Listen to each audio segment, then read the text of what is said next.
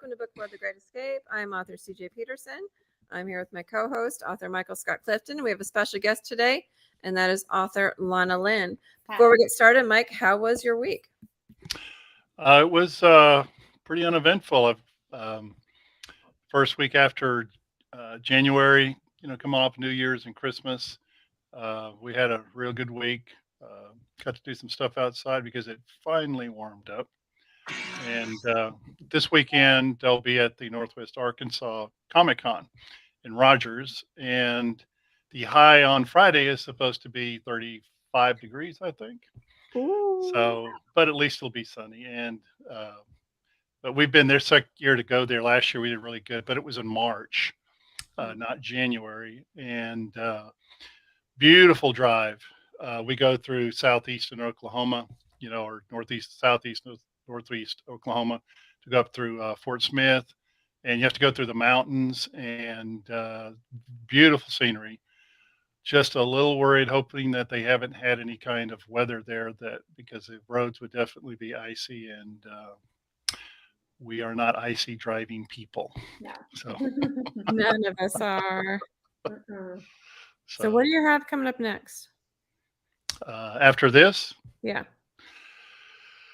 well, I'm trying to get the year together, so probably going to go to 8 or 9 Comic Cons. I've got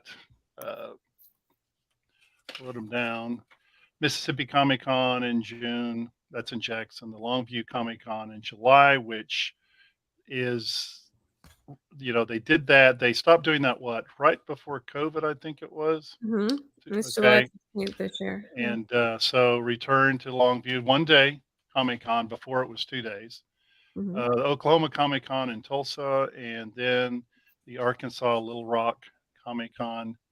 And Lisa, fellow author, she writes under CI Chevron. We share booth at the Shreveport Geeked Inn, which is generally in August, usually the middle and latter part of August. And Abilene Comic Con, my son lives in Abilene, so we started going to that this year, so we can kill 2 birds with 1 stone. And got to see him, do some fun stuff. And then my daughter lives in Cleburne, which is just south of Fort Worth, so we went to the Cowtown Comic Con this year for the first time too. Probably do those as well. And the art walks, Longview art walks, they have that 4 times a year.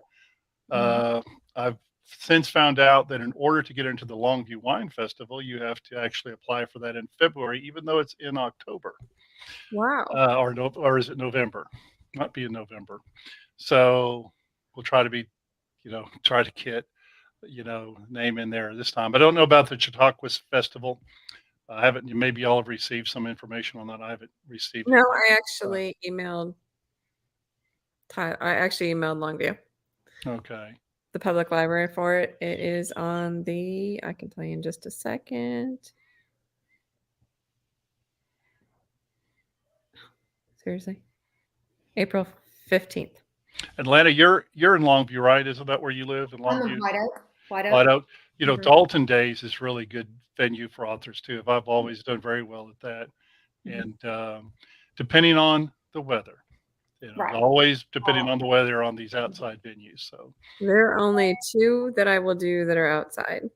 Kilgore Geek End and Chautauqua. Those are the only 2 outsides that I do. And other than that, I'm like, too far into the summer. It's too hot. I don't do well in heat. That's just the thing. I like the Chautauqua and then the Kilgore Arts and Crafts Festival that's in September. That's outside, but yeah. I've been lining them up too. I've got North Texas Book Festival. Chautauqua's already on there. Kilgore Geekend, I think, is on there. Comic Conroe, which is going to be in March, is on there. That's the 10th, 11th, and 12th, I believe, of March. So that one we're going to have a table at, and I will also help running it. Yeah, the East Texas Book Fest is the one that they emailed me about. Yeah, so that's the other one. that's one in Tyler. Yes. I got something on that. Yeah. The FinCon. It's FinCon in Dallas is huge. Comic Con. I've known some people, some other authors that have had booths there that do very well, but it's the vendor booths are very expensive, and you have to sell a lot of books. So it's I don't know that I'm willing to try to. I almost did it last year, but when your booths are what, $500, $800 or something Oh like that. yeah, you have to sell a lot to make it worth it. Yeah. I don't. I Oh, figure as long as I get my money back, I'm good. Mm-hmm. right. Mm-hmm. But all right, well, let's jump into this. We have Ms. Lana Lynne, who was supposed to be with us in November, but something came up. So we're super excited to have you today into the new year. Happy 2023. Thank you. Thank you. Yes, I was in Oregon and also had COVID at that time. So, Oh gosh. so Wow. glad to be back. Feel better though? Yes, yes. Okay, awesome. So, So tell us, I mean, I know because I'm a Christian fiction author as well, but tell Mhm. us, what is Christian fiction? For those well, who Christian fiction, it's fiction, but it has interspersed within the characters. There's some Christian values. It's not always preachy. You try not to be preachy. It's just within their everyday lives how God is working. And so you definitely see God's hand in everything within the story. And he's always part of the plot. Gotcha. I know a lot of times you have to be kind of creative Mm-hmm. in how you do it. Yeah, because my first series that was post Civil War, it was definitely the theme was bringing them home because like it was after the Civil War, and then it was how God worked in their lives to bring them home because some of them were running from coming home, and then in the second one of those men who had lost his wife and son during the war, he didn't want to go home because all he had was loss, and so he was running from God. He didn't know God. And so it's his trail. It's trail for him to get home, but also his journey to God. And so, and then the third one in that one, it's there was a character who is paralyzed after the war, and how his faith is what carries him through. And then they're in Washington, D.C., and I won't do any spoilers, but there's a lot of loss that happens, and there's early women's shelter featured in that too, and his wife's life and how she works in that and works in a lot of people's lives who are having some hardship during that time because the times were different. And I like to travel wherever I do my historicals to the actual places and also look at their historical societies. Like I went to the Kiplinger Library in Washington and visited all the old Tudor style houses and all that to try to really get a feel, because I like to know the smells and the seasons and where I'm writing so that I can really bring that to my readers. So I try to get as close to the time period when I'm looking at my research. It's good to go online, but I really like to immerse myself in stuff written closer to that time, to look at newspapers, get into the thought process of how people's viewpoints were at that time, instead of letting our times color that so much, because their reactions and what they're occupied with are different than what we are today. So Lana, to kind of follow up on Mhm. CJ's question, and Mhm. this maybe seemed kind of redundant because like I'm asking the same question twice, but Yeah. um, what defines Christian fiction as opposed to mainstream fiction? Because, for Mhm. example, you have books that are written Mhm. that have uh, Christian elements to it, Right. Mhm. uh, but they may include other elements that you would not associate with. And I'm Right, and saying it's there's a no very gross. language. Yeah. There's no language in Christian fiction, Okay. and you're not going to have any explicit scenes or anything like that that are more of the fleshy scenes that you see in some of the other romances. Because like Christian romance, it's not going to show any of that or have any of that that's outside of marriage. So it definitely tries to adhere when you're writing it to Christian principles that versus worldly principles. Now, I will say the villains in the stories,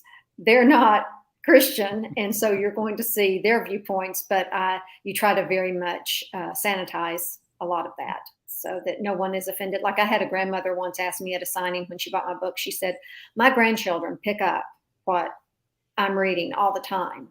And I want to know before I bring this into my house, if they pick it up and start reading it, am I going to be appalled or have to explain anything?" And I said, "No, ma'am." Mm-mm. And that's the thing with Christian fiction. You don't have to worry about that. Um, No matter what age picks it up, there's not going to be something. They may have a question if they start reading that will lead them to more of a scriptural question, but it's not going to be anything that's offensive. So, it's whether it's Christian historical fiction or Christian contemporary fiction, which I write both, those are the kind of principles that are the foundation. I usually tell people life is life. Mm-hmm. It's being a Christian changes how I deal with it. Right. That's right. the same like with the characters. It's like writing fiction is writing fiction. It's adding that element in how the characters deal with it that's different. Yeah. So I have one more follow-up question to that. CJ and I discussed this at a previous Book World podcast.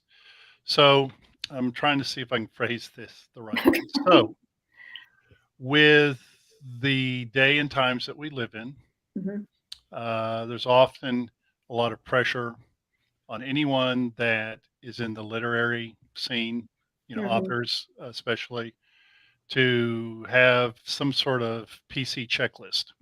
Right. That you must include certain things inside your book you're writing in order for it, for want of a better word, to be kosher. Right. To be, well, I don't need to give, in order to be unoffensive to other people. So with Christian fiction that you write, do you have a checklist, or do you feel the need for a checklist? Do you think that is creeping into Christian fiction? It's kind of a wide open question there. Yeah, I think it is creeping in, because our publishers talked to us about that. If you think there's something that in this day and time could be offensive, she'll be willing to put a disclaimer in, like at the front of the book. But one of the things that we talked about was that some people may even find Christianity offensive in this day and time. And if they know that they're picking up a Christian fiction, they're already forewarned on that. So if someone picks up Christian fiction, knowing it's Christian fiction, then that shouldn't need a disclaimer, because it's already that genre. But like the only time I've had my editor or anybody kind of warn me on something is on, let me see which one it is. There it is. On this one, on Stephen Michaels and his Upside Down Umbrella, he's a war veteran, and his best friend is a wonderful Black man. He is. And so his family is all in this. And because of the diversity things, there's a lot of things that, as far as interactions and things, that my editor said you have to watch even how you write, how people talk, or anything like that, and be very sensitive to not making it as different, even with slang and stuff. But I said, you have to make it, some of the characters, his brother, his friend's brother, is not of the same mind and really has a conflict with him at first because of the racial thing, but they end up resolving it. But it's just, you have to be very careful the way you address it. So I had to be very aware of that, and my editor had to approve the way I did it. And that was the only thing, which I've never, because I grew up in the big cities. I grew up in Houston and Austin, and I've never had an issue from the time that I grew up in the 60s and 70s. I didn't have a problem. So I don't ever look at it that way. So that's not something I thought about. So anyway, but I had to realize that there is a real sensitivity, and that we want everybody to be comfortable there. So, but generally my rule of thumb for writing, one of our speakers, I won't mention his name because I don't have permission to mention his name, but that presented, he said, what I like in writing Christian fiction, that he said, if you do it with God, it's like a little girl dancing on her daddy's feet. If you're going to write, don't write to the market. Write what God inspires you to write, and then make sure you have God's approval on it, and then let what happens. If one book sells, maybe it's not for this generation, but if it's in a used bookstore years from now, he asked us, he said, if you sold one book and then 20 years down the road, that message reached somebody who was in a used bookstore and picked it up, and that message was meant for them, and that's all that the Lord meant for you to do in writing that book, would you still write it? And the answer is yes. Because so really, yeah, the standards of the market, we as far as selling books, we do have to consider it, but I don't think that's our greatest consideration. Mm-hmm. So, Wholeheartedly agree. So where do you get your ideas? well, it comes first when my first book came out, from a love of history, lifelong love of history. And when I first started writing back when I was a kid, and even through creative writing in high school and everything, I love history. And I had an aunt who was just passionate about family genealogy, and she had a love of history. And so I was always studying it. And so that gave me my initial inspiration. And so, and then as things went on, real life kind of mixed in, and everything kind of bleeds in what you're familiar with, even with the historical and shaping the characters. But then, like, I've done a couple that were loosely based on family members' lives, inspiration, but they were fictionalized. Because, like, my grandparents, when I did picnics, plays, and autograph book days, I had 2 letters from my grandparents that they exchanged during their courtship, and her autograph book from nursing school. That was my inspiration. It's a fictional book, but it's based on their love story, and they've long passed, so there's no way I could ask them more questions. So that was just an inspiration, and it was in the 1920s. And so I went with that one, and it helped me to look back at their period and really think about them more and create some interesting characters. So, but like my newest one, it's not based on anybody, and it just came out in November, and it's The Wildness of Spring, and it's more of a novella length, but it's present day, and she's a vet and he's an attorney, and her grandmother lives in an HOA that's not a typical HOA neighborhood, and the HOA lady is trying to get the grandmother to leave, and there's lots of conflict in that, and she was not brought up in a Christian home, and he was, but because of something that really tragic happened with him in his lawyer practice, somebody that got convicted that he was defending, he's kind of turned away. And so it's kind of a journey for both of them. So I have another question. Sorry, I keep asking so many questions, but so I write fantasy and science fiction. I don't write Christian fiction. But so how do I put this? So writers, and like I'm going to use myself as an example, I've tried to include in the books that I have written elements of Christianity, because that's what I believe in. Right. But also, because I think that it fits with the story, and because I also feel like that some people that might read my books who would not read a Christian fiction book, for example, just being, they're not going to read Christian fiction, but you have elements of Christianity, forgiveness, right? For example, faith. Okay, there's another one, that are parts of the elements of some of the stories of the books that I have written. Do you see that as something that other authors may be doing, or how do you feel about that, I should say? Yes, I'm part of the East Texas Christian Writers Group, and Linda Berkland, who heads us, she writes fantasy, and those elements are definitely woven in without being overt, but yes, and I think that's a very needed approach. So that's kind of like C.S. Lewis's Narnia. Yes, like elements are there, and if you know it, you know it. That's right. And so that's as far as inspiration, like you said, because I think if you are a Christian, it's going to influence your writing, whether you're writing Christian fiction or regular fiction. But I think that particularly you get to a little bit more boldly and more openly have the characters discuss those elements when it's in Christian fiction without being preachy, because you don't want a sermon, and you want it to show up in their lives. Like you said, life is life, and how you've seen it show up in other people's lives.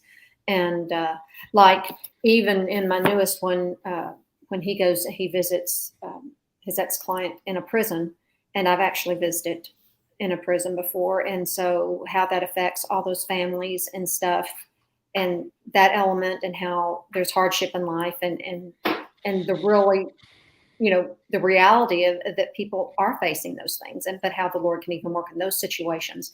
Um, I let that come out in that story too. So because the Christian walk is not easy. I mean, the Lord said, "In this world, you're going to have tribulation, but be of good cheer. I've overcome the world." And so you can't just write these perfect little stories where everything is always happily ever after without hardship. There's no conflict or anything if you do it that way. And I want very much to speak to people's hearts that are going through trauma, like in the Upside Down Umbrella, the Stephen Michaels one.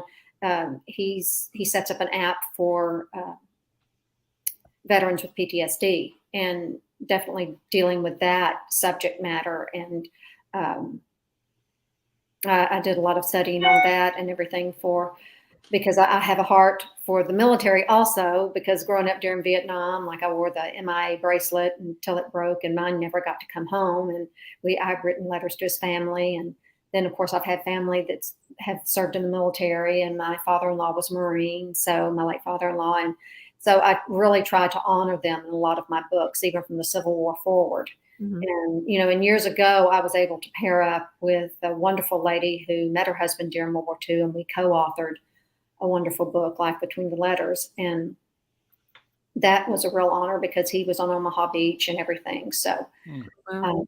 and that one it was not necessarily Christian fiction on that one. It was creative, kind of like memoir, nonfiction on that. So I have written outside of the Christian fiction genre, but still, like you said, the work of the Lord in their life, she mentioned it and everything, and it was just part of their everyday life. So. It can be a little tricky. That Mhm. that I will do. Mine is like some are subtle, some are not so subtle. Uh, Mhm. it's just in how you write and your writing styles. I mean, mine's a little bit more hard press Mhm. because I'm a bit of a realist, and Mhm. sometimes some people like it where once you're Christian, you never stumble, you never fall, never do anything, nothing happens to you, and I'm like, I'm a That's not realistic true. that's not a thing. No. That's not real. And Mhm. so, yeah, mine basically I tell people mine trip, Mhm. fall, I mean, land and do a face plant. There's Mhm. so much that goes on with my characters. I feel bad Yes, for them I sometimes. like your writing. Uh-huh. Mm. Yeah. So it's like it's fun. Well, thank you. It's like it's fun. And Mhm. so, for me, it's just it's real. And Right. I can keep Right. it real. I like yours because yours has the historical element. I Mhm. did one that was published in September that was chain reacts about time travel. Oh, wow. Yeah, that was unique because they went to Mhm. 1813, 1922, and 1987. And Mhm. she first was told about Jesus in 1813, and she kept finding, more stories about him through the Mhm. thing. Like his story never changed. The method of Mhm. delivery changed. Oh, And that's so cool. it's like To read when that. when you can show that, it gives it unique. When you're showing it from World War II perspectives or any other historical perspectives, the message is still the same Mhm. regardless. Well, and that's interesting. When my husband and I were in Washington and we went to Arlington, um, I bought the diary of Robert E. Lee's daughter. Mhm. And in some of the letters, she was talking about when she came to know the Lord. And that's in the 1800s, and that experience. And she was writing the letter to her mom, and she was talking about some of the struggles she was having. And at the same time, and I thought at that time, I thought that is so neat because, that does not change. Like you said, that's timeless. And so it comes across when you read somebody's testimony from the 1800s earlier on, it has such power. And Patty wants to know, do you get feedback that you've inspired someone, and how does that make you feel? yes, yes, I've had a few readers tell me that. I know my first one, a lady came to me when I had my second one, and she said, "I want you to know, because of you, my family is now sitting down and having meals together again instead of just staring at the TV." Awesome. And so, and then, I've had some other ones tell me that, like in Sunbeams at Twilight, the one that was written in Washington, that they said this one is obviously um, has a lot of love and inspiration behind it because it's such a rich tapestry of characters that you don't forget and their struggles, and that just really meant a lot to her that they'd overcome all the stuff that they did.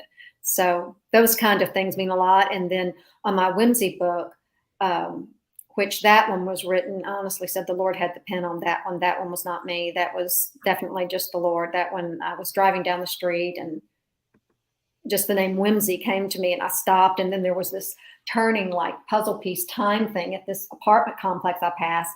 And he said about the room and the time, and just, it was completely not me.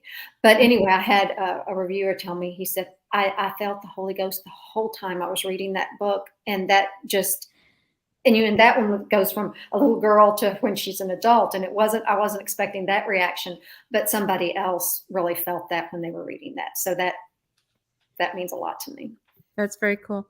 We have just a few minutes left. There's one nugget of somebody who's been inspired to write a Christian fiction. What one little nugget of advice would you give them? The same advice that the generous presenter at ACFW gave. Do it standing on God's toes, and write the story he gives you without worrying about the market. Just do that, be obedient, get it out there, and let him decide where it goes. And without, write it, get a good editor, and, then put it out, cast it on the water, and let it come back according to, you do the seed, he does the germinating. So don't worry about that. And if you're doing the historical, one thing that's very important to me on that is get close, go to the place, really get close to the period. Don't let and this is a pet peeve of mine today, I see even in movies and cartoons and things that are being made, they're changing the historical accuracy of the settings to fit for today's standards. And I really think we learn from history, whether we like the history or not. So stay true to the real history and the real people. But because without them, none of us this country wouldn't be where it is now. So we have to know what formed us so that we go forward and not backward. But I think that it is the only way to honor the legacy and the people who got us here is to really try to write characters that are close to their stories and that are accurate to their period and their viewpoints. Awesome. Very good point. Very good point. So anybody who wants to find you can find you on lanalynne.com. That's been scrolling across the bottom this whole time. Yes. For those who are listening, it's lanalynne.com, LANALYNNE.com. Are your social medias on there as well? Yes, they are on the website. I'm on Twitter and Facebook, and I have a Facebook, my personal page and my author page, because Lana Lynne is my pen name, my first and middle names. And then if you go on there, it'll tell you my whole name. So. Gotcha. Well, thank you so much for coming on today. You've been a real treat to talk to. Thank you for having me. Just for a quick heads up for everybody who's watching, just remember that we will not be here for the next 2 weeks. We're going to come back on February 1st because we're taking a slight break so we can enjoy family time and just chill for a little bit. We've kind of hit it hard. This is our 3rd season, so super excited. And thank you for joining with us, Miss Lana, for the 3rd season. Thank you for having me. It's been an awesome time. Mike, is there anything you'd like to add? We have 1 minute left. No, I just really like what you finished your presentation with. Stay true. Yeah. And let God lead you. That's awesome. That's perfect. Well, thank you guys so much for watching. We look forward to catching you guys next time. In the meantime, Lana, thank you for joining us, and see you guys on February 1st, 1:00 p.m. Central Time, same place you found us today on YouTube and Facebook. Bye. Bye.